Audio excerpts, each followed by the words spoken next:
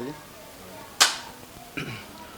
Merci beaucoup de nous avoir fait confiance, vous qui nous suivez de temps en temps partout où vous êtes. Vous nous suivez partout, vous êtes en RDC, vous êtes en Europe, vous êtes en Amérique, vous êtes partout dans le monde. Vous êtes dans notre rubrique que nous vous présentons une fois de plus avec l'homme de Dieu, Nouvelle Éden. C'est là où nous avons toujours eu besoin, où nous avons toujours eu la nourriture spirituelle qui est donnée par l'homme de Dieu que je vais citer. Mais avant de commencer, d'abord laissons-nous enfin que nous puissions le voir, pourquoi pas qu'il puisse aussi vous saluer, parce qu'aujourd'hui nous allons encore entrer dans cette maison et entrer à la table, mais vous mettez-vous à la table parce que nous allons manger la nourriture spirituelle avec l'homme de Dieu, Jean-Paul Kalala. Bonjour pasteur Jean-Paul Kalala. Bonjour cher frère Papi. Nous disons aussi bonjour à tous ceux qui sont en train de nous suivre. Que Dieu vous bénisse de partout où vous allez nous accorder votre hospitalité, soit le matin, soit le soir, ça dépend de l'heure à laquelle vous allez suivre cette émission. Soyez suffisamment bénis, soyez connectés parce que la nourriture est suffisamment abondante. Bonjour à tout le monde. L'homme de Dieu, la fois passée, ici nous étions avec vous toujours sur ce même plateau, sur ce même cadre ici. Nous avons parlé d'un sujet très important qui a suscité beaucoup de réactions par rapport à l'adoration. Il y a eu beaucoup de questions qu'on a posées, dont le gens et la population ou le fidèle, ils sont restés dans leur propre soif, dans leur soif, parce que la nourriture n'était pas rassasiée, parce qu'il y avait encore beaucoup de choses que vous pouvez donner. L'homme de Dieu, la nourriture abondante est encore là sur l'adoration. Aujourd'hui, nous allons vraiment nous poser la question, la plus grande question que nous allons nous poser. Pourquoi Dieu a créé l'homme? Parce que Dieu demande à l'homme de l'adorer chaque jour et chaque instant. Mais pourquoi Dieu a créé l'homme? Voilà la question que l'homme de Dieu va essayer, va vraiment nous donner, vraiment nous nourrir ce soir-ci, ce matin, pour qu'enfin qu'il puisse enfin nous donner de réponses par rapport à cette grande question qui se pose. Pourquoi Dieu a créé l'homme? Nous tenons ici à rappeler à tous ceux qui sont en train de nous suivre. Nous tous, nous supposons que nous sommes des enfants de Dieu, chrétiens ou pas. Tous sommes des créatures de Dieu. Nouvelle Éden, si vous le désirez, a pour objectif principal informer suffisamment le peuple de Dieu dans son ensemble par rapport à la parole de Dieu, parce que c'est cette parole qui nous donne vie. Et c'est pourquoi nous sommes là, pour vous apporter cette information pure, afin que vous puissiez être nourris comme il se doit, pour que quand Christ revient, pour prendre l'épouse, que vous puissiez être parmi ceux qui seront élus par le Seigneur pour être enlevés. Tel est l'objectif.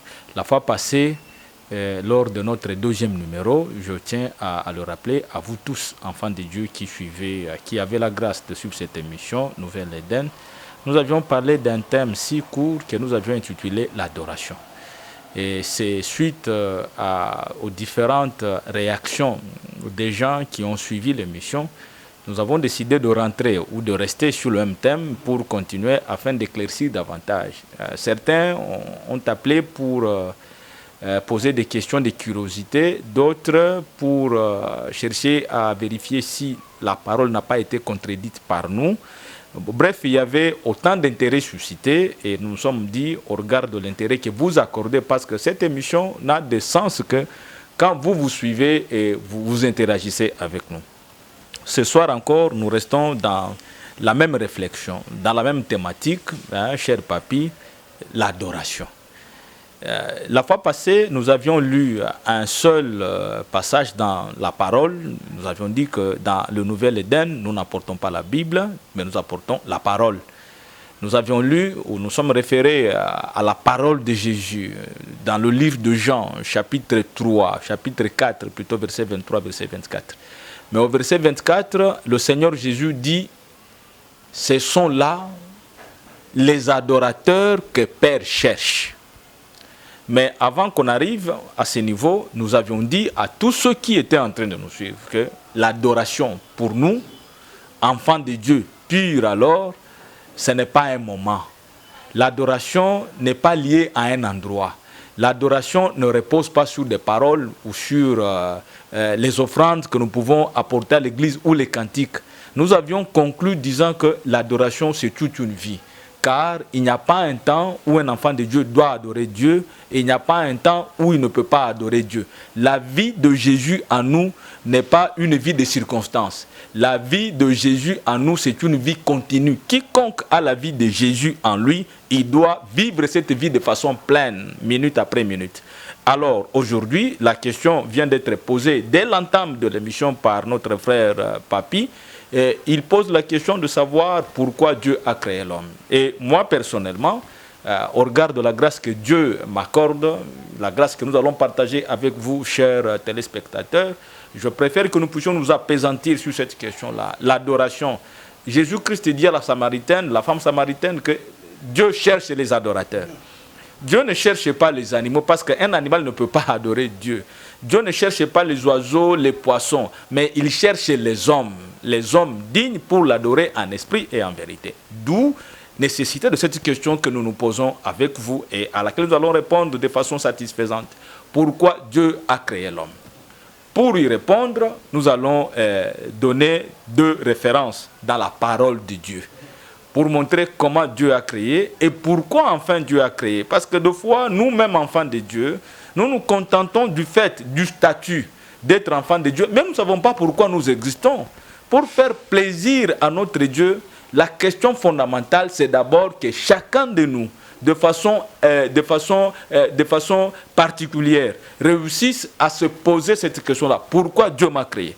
Si on réussit à répondre avec satisfaction à la question pourquoi Dieu a créé l'homme, je pense que l'adoration sera effectivement l'adoration selon la vérité, l'adoration en esprit, car Dieu est esprit et pour l'adorer, il faut entrer, il faut pénétrer le secteur spirituel pour l'adorer correctement. Et pasteur Jean-Paul Kalala, on doit adorer Dieu, Dieu a créé l'homme, mais une personne qui lui-même a créé, on lui demande de l'adorer. N'est-ce pas que ça c'est une contradiction? Quelque part Dieu se contredit parce que c'est lui qui a créé cet homme. Pourquoi il demande encore à cette personne qui l'a créé qu'il puisse l'adorer? C'est une question qui m'amène à rire, pas parce que elle est trop curieuse, mais parce que la réponse à la question doit nous révéler beaucoup de choses. Mais je préfère qu'on donne la première référence.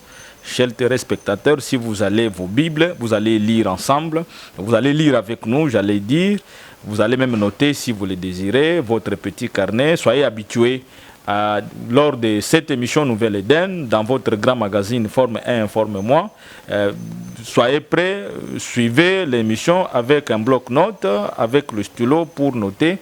Et ça vous aiderait même après l'émission. Et si vous ratez l'émission, parce que c'est chaque mercredi et vendredi, de 17h30 à 18h. Si vous ratez le mercredi, le vendredi, on fait la rediffusion. Et si vous avez besoin de suivre ça de façon continue, la même émission passe dans les réseaux sociaux, notamment sur le compte TikTok 25KLJP. Vous cliquez, vous allez voir cette émission et vous ne raterez absolument rien. Mais pour la première référence dans la parole, c'est le livre de Genèse.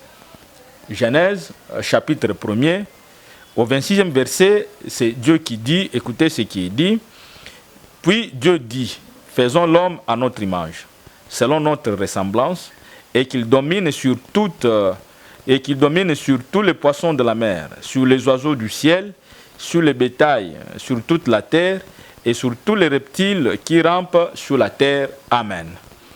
Je dois aimer, chers frères et sœurs dans le Seigneur, que nous puissions enchaîner avec la deuxième référence de la Bible pour que quand nous allons faire le commentaire, aujourd'hui, il n'y a pas d'exhortation. Nous allons juste analyser la parole pour répondre à la question principale, pourquoi Dieu a créé l'homme. Et nous allons, comme c'est une question spirituelle, nous allons nous référer à la parole pour donner des réponses qui sont vraiment spirituelles. Donc, ne nous suivez pas avec une oreille physique au risque de ne pas bien capter le message. Je nous exhorte tous de suivre les réponses avec une oreille spirituelle pour être illuminés par la présence du Saint-Esprit afin qu'il n'y ait pas de doute ou d'ombrage à ce que nous allons entendre. Deuxième référence, je disais, c'est 1 Corinthiens, chapitre 15. Livre d'1 Corinthiens, chapitre 15. Vous allez voir des révélations qui doivent vous donner l'information à ce sujet. Nous allons lire 2 versets à ce niveau, verset 45 et verset 47. En tout cas, ça c'est une révélation, notez-la. Au verset 45, écoutez, c'est pourquoi il est écrit, le premier homme, Adam, devint une âme vivante. Le dernier Adam est devenu un esprit vivifiant. À ce niveau, déjà, en passant, je vous dis, pour moi, personnellement, selon la révélation, il y a un adjectif que l'apôtre Paul donne à Jésus. Dernier Adam. Je souligne l'adjectif dernier. Je dois y revenir.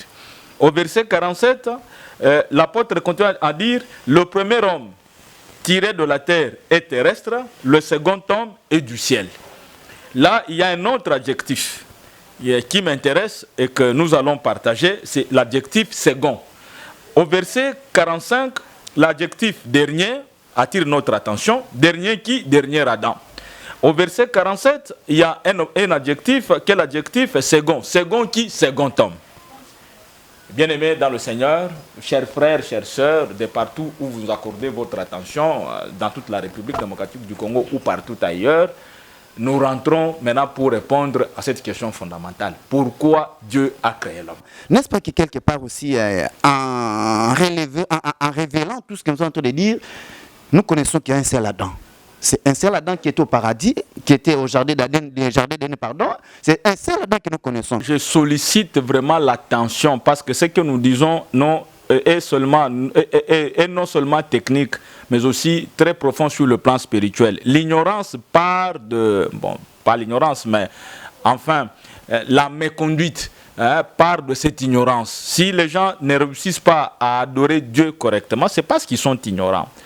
Au fait, lors de l'histoire de la création, la Bible nous dit, là où nous venons de lire, selon la parole de Dieu, l'homme a été la dernière créature à être créée par le Seigneur.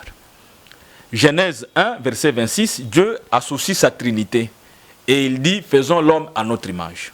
Nous pouvons nous poser cette question-là, d'ailleurs nous venons de la poser. Pourquoi Dieu avait décidé de créer l'homme? Parce que le monde ou la terre était déjà pleine. Il y avait les eaux, il y avait les arbres, les oiseaux, les animaux, il y avait tout, sauf l'homme. Et au finish, avant que Dieu ne se reposa au septième jour, la Bible nous montre que Dieu dit, faisons l'homme à notre image. Bien-aimés, vous qui nous suivez, cette vérité, c'est sûr que nous ne l'avons pas toujours, ou peut-être nous risquons de ne pas l'avoir dans les églises où nous prions. Dieu, en décidant, dans sa souveraineté, si je m'adresse aux enfants du monde entier, les enfants de Dieu du monde entier, Dieu, en décidant de créer l'homme, il avait un objectif. Quel a été l'objectif de Dieu en créant l'homme? Le premier homme, c'est Adam. Le seul homme qui n'a pas été engendré, qui n'a pas été né. Parce qu'à part Adam, peut-être, et sa femme, Ève, le reste, nous sommes nés des femmes et des hommes. Mais Adam et Ève ont été créés par le Seigneur directement, sans être nés. Quand Dieu crée Adam, l'objectif, c'était que Adam puisse donner à Dieu des fils, des enfants qui doivent l'adorer éternellement sur la terre. En créant l'homme, la mort n'était pas dans le plan de Dieu. Dieu n'a pas créé l'homme pour que celui-ci puisse mourir à un certain moment. Non. Le dessein de Dieu en créant l'homme, c'était que l'homme vive éternellement. Mais pour que l'homme vive éternellement, cher papy et tous ceux qui nous suivent, pour que l'homme vive éternellement, il y avait une condition. Il y avait un moyen par lequel il devait passer pour accéder à la vie de Dieu. Souvenez-vous, chers téléspectateurs, chères sœurs, chers frères dans le Seigneur, lors de notre premier numéro, Nouvel Éden, nous avions dit, Adam, quand il a été créé, il était neutre. C'est-à-dire, en lui, on ne trouvait ni la sémence de Dieu, ni la sémence du diable. C'était un être créé comme ça. Pour qu'il ait la sémence de Dieu, il devait manger le fruit qui donne la vie et la connaissance. Plutôt qui donne la vie. Mais aux côtés de fruits qui donnent la vie, il y avait le fruit qui donne la connaissance du bien et du mal. Mais Dieu, en créant, il dit à Adam, il y a un arbre devant toi. Je t'autorise de le consommer ou de consommer ses fruits. Si tu consommes le fruit de cet arbre, tu auras la vie. Et c'était ça le plan de Dieu, que l'homme vive éternellement s'il réussissait à consommer l'arbre qui donne la vie, ou le fruit de l'arbre qui donne la vie. Ce fruit, nous l'avions dit dans notre premier numéro, était l'image de Dieu aux côtés de l'homme dans le jardin, le premier jardin d'Éden qui était matériel. Le fruit de cet arbre était l'image de Jésus qui devait être consommé. Jésus, c'est lui qui doit être consommé. Si vous consommez Jésus, c'est que vous avez la vie de Jésus en vous et vous n'allez pas mourir. Fort malheureusement, l'homme est poussé corrompu par le diable. À la place de manger le fruit qui donne la vie, il a mangé le fruit qui donne la connaissance, en se donnant le poison spirituel. Et enfin, son esprit a fini par trouver mort. Et cette mort a entraîné le corps. Et Adam a trouvé la mort. Il a été enterré. On a oublié l'histoire. Il est mort sans atteindre le dessein de Dieu. Et donc on sous-entend que Adam, en mourant, il n'avait pas accompli la mission que Dieu lui a donnée. En effet, parce qu'il est mort sans consommer le fruit qui représentait Jésus et qui devait donner la vie dans l'homme. Conséquence, la mort d'Adam n'a pas été que physique, c'était une mort spirituelle et une mort physique à la fois. L'histoire d'Adam a été, c'est classé dans les oubliettes, tout le monde le sait. Mais comme Dieu avait le dessein d'avoir les fils, je le dis bien, les fils ou les enfants sur la terre, qui devaient l'adorer éternellement. Par là, comprenez, vous, chères sœurs, chers frères qui nous suivez, comprenez par là, c'est une information que je vous donne et que je donne aux chrétiens du monde entier. Comprenez par là que l'adoration des anges au ciel n'a pas satisfait Dieu. Parce qu'avant que l'homme ne soit créé, les anges existaient déjà. Et ces anges adoraient Dieu. Mais Dieu a cherché l'homme pour que l'homme l'adore. Malheureusement, le premier homme a échoué. C'est l'homme qui a échoué. Dieu n'a jamais échoué et Dieu n'a pas échoué. C'est comme ça qu'après la mort d'Adam, Dieu a changé juste de méthode. Il a changé de procédé. Que de procéder par ce qui est matériel, qui a échoué. Parce que l'arbre était matériel. Le fruit de l'arbre était matériel. L'homme était matériel. Tout ce qui est matériel a échoué parce que Dieu est spirituel. Il a alors décidé, dans le Nouveau Testament, de changer tout ce qui est matériel en spirituel. C'est comme ça que lui-même, qui était représenté par ce qui est matériel dans le jardin, le premier jardin d'Éden, il se décide de se transformer, il vient en esprit, au travers de son fils Jésus. Jésus-Christ vient pour faire quoi sur la terre? Il vient pour redonner, pas redonner, c'est un mauvais verbe, mais pour donner à Dieu la race que Adam devait lui donner dans le premier jardin d'Éden, si effectivement Adam mangeait le fruit qui donne la vie, et plutôt le fruit qui donne la vie. Je l'avais dit lors du premier numéro que Nouvel Éden, c'est un espace où c'est une émission qui vient pour s'adresser de façon spécifique aux hommes spirituels, aux enfants, aux vrais enfants de Dieu. Parce que les véritables enfants de Dieu sont spirituels, ils ne sont pas charnels, ils ne sont pas matériels. Le matériel a échoué. Tout ce qui descend d'Adam n'a pas d'héritage dans le monde spirituel. Tout ce qui descend d'Adam n'a pas d'héritage dans le nouvel Éden qui est purement spirituel. Jésus-Christ vient pour chercher à produire la race que Père cherchait depuis le premier Éden, que l'homme devait donner mais qui a échoué. Alors Jésus vient. Quand il vient, j'aime ce qu'il dit dans le livre de Jean chapitre 6, tous les livres là, il dit, moi je suis le pain de vie. Quiconque me mange n'aura pas faim. Quiconque me mange n'aura pas soif. Donc, le même pain que Adam devait manger pour vivre éternellement avec la race de Dieu. Et si Adam mangeait ce fruit-là, il allait donner à Dieu les enfants de la race de Dieu parce que le sang de Dieu devait circuler en lui. Malheureusement, lui en échouant, tout a été écarté, Jésus-Christ vient. Voilà maintenant. L'apôtre Paul ayant reçu la révélation, c'est ce que nous venons de lire dans le livre de 1 Corinthiens 15. Au verset 47, il dit, j'ai lu, je ne reviens pas pour gagner le temps, mais le qualificatif, le dernier Adam. Et au 47, il dit second homme. On dit que Dieu créa l'homme à notre image. C'est ça même la particularité de cette créature de l'homme que toi et moi nous sommes. C'est pour montrer la valeur que Dieu a donnée à l'homme.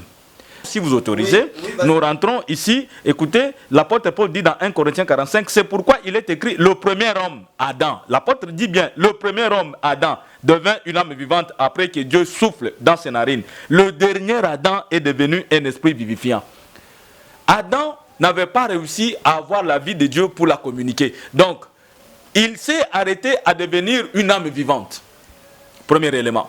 Mais le second, le dernier Adam, c'est Jésus, qui devient un esprit vivifiant. Qu'est-ce que signifie vivifiant? C'est ce qui donne vie.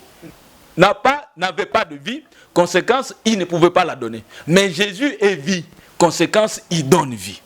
Mais si on descend au verset 47, je dis à dernier Adam, au verset 47, il dit, le premier homme tiré de la terre, c'est qui? C'est Adam, le premier, hein, Adam, tiré de la terre est terrestre, le second homme. À quel moment Jésus est qualifié de second homme? Et à quel moment Jésus est qualifié de dernier Adam? Comme le pasteur vous a dit, prenez les stylos, prenez votre bloc-notes, parce que vraiment, ça, c'est la nourriture réservée seulement à ceux qui sont, ou à ceux qui ont un niveau spirituel très, très, très élevé, parce qu'ils nous risquent de ne pas comprendre encore Jésus. Ah, pasteur Jean-Paul Kalala, vous nous montez, vous êtes en train de monter, et vous nous avez fait voir aujourd'hui que Jésus-Christ de Nazareth, il est les deux à la fois. Mais or, nous savons très bien que Jésus aussi, il a besoin aussi d'être adoré. En effet, c'est tout ce que nous sommes en train de dire. La recherche de l'adoration de Dieu ne remonte pas avec l'avènement de Jésus sur la terre pour la première fois. Il y a beaucoup d'éléments à dire à ce niveau, c'est peut-être le temps qui nous fera défaut. Dieu a commencé à chercher l'adoration de l'homme après la création d'Adam, dès la création dans le jardin. Fort malheureusement, je me répète, Adam a échoué. Quand Jésus vient pour effacer tout ce qui était de la race adamique, parce que la race adamique ne pouvait pas réussir à adorer Dieu ayant la semence du diable en elle. Il fallait l'effacer. C'est comme ça que sur la croix, Christ est mort comme dernier Adam. Ici, dernier Adam, l'expression dernier Adam symbolise toute la race de l'homme sur la terre. Alléluia. Si vous nous suivez, chers frères et sœurs dans le Seigneur, à ce niveau, dites Amen, parce que je sens que la révélation est profonde. Amen, amen. Amen. Donc, l'expression dernier Adam signifie ou symbolise l'ensemble de la race humaine. Et sur la croix, Christ n'est pas mort en tant que Dieu, parce que Dieu ne peut pas mourir. Il est mort en tant qu'homme. Mais quel homme? Le symbole de toute la race adamique. Quand il est ressuscité, l'apôtre Paul change de qualificatif. Avant la mort, il est qualifié de dernier Adam. Mais à sa résurrection, il est qualifié de second homme.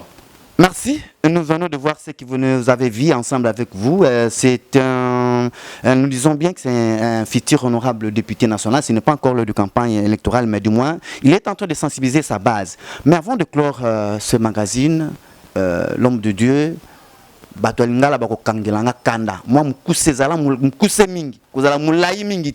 parce que tout le monde Kinzambe, Yesu Kristo azali second homme, Yesu Kristo azali second Adam. Naibite. Ulimula mwa mukeka na mwa lingala pour kafuma ndikuno so alandi biso baso sa mwa muke. Tolobi ma tondi na bandeko nyonso oyo ba landi biso na lopoto na likala tolobi boye. Nzambe akilaki mutu po ete mutu wana ayeba na kosanjola. Yango Adam ya liboso akokaki mission wana te Yesu aye koya. Yesu tango aye ntoma Polo apesi ye ba qualificatif mibale alobi Yesu Kristo azali Adam ya suka.